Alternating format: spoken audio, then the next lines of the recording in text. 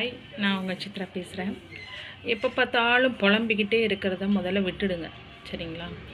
எப்போ பார்த்தாலும் அது கிடைக்கல, எனக்கு இந்த லைஃப் அமையலை, எனக்கு இந்த பொருள் கிடைக்கல, நான் ஆசைப்பட்டது எதுவுமே நடக்க மாட்டேங்குது, இந்த மாதிரி புலம்புறதை நிப்பாட்டுங்க.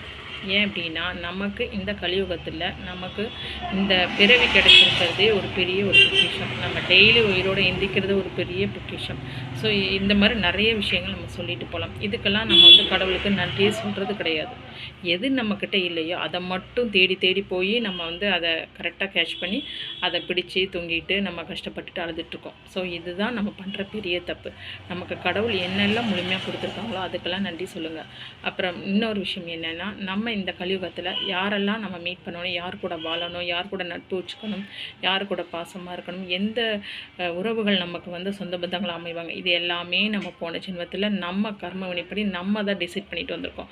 கடவுளெல்லாம் இதை எழுத கிடையாது. கடவுள் நம்ம கர்ம வினையிலேருந்து காப்பாற்றுறதுக்காக அவர் வெயிட் பண்ணிகிட்ருக்கார். நம்ம அவரை நினச்சி பூஜை பண்ணுறது மூலமாக நம்ம அந்த பூஜை பண்ணுற டயத்தில் நம்ம நல்லதும் நினைக்க மாட்டோம், கெட்டதும் நினைக்க மாட்டோம். ஸோ கர்மா புண்ணியமும் சரி கர்மமும் சரி 0 ஆக்கப்படும். அதனால தான் இறை வழிபாடு பண்ண சொல்கிறாங்க. ஸோ கடவுளுக்கும் இதுக்கும் சம்மந்தம் கிடையாது. நம்ம என்ன பண்ணுறோமோ அதோட ரிஃப்ளெக்ட் தான் இந்த பிறவியில் நமக்கானது. நான் இந்த ஜென்மத்தில் ஒன்றுமே பண்ணலையே, எனக்கே இப்படி ஒரு லைஃபு, நம்ம ஒரு கடுகளவு கூட நமக்கு கர்மா எக்ஸ்ட்ரா வராது, நம்ம பண்ணது மட்டும்தான் நமக்கு வரும். ஸோ எதையுமே யோசித்து பண்ணுங்கள். 2வது என்ன கிடைச்சிருக்கோ அதை வச்சு வாழதுக்கு பழகுங்க. அதை முதல்ல இந்த பிரபஞ்சத்திற்கு நன்றி சொல்லுங்கள். ஆட்டோமேட்டிக்காக உங்களுக்கு அடுத்து என்ன தேவைங்கிறது இந்த பிரபஞ்சம் அள்ளி கொடுக்கும். ஸோ பிரபஞ்சம் ஃபார் வெயிட்டிங்.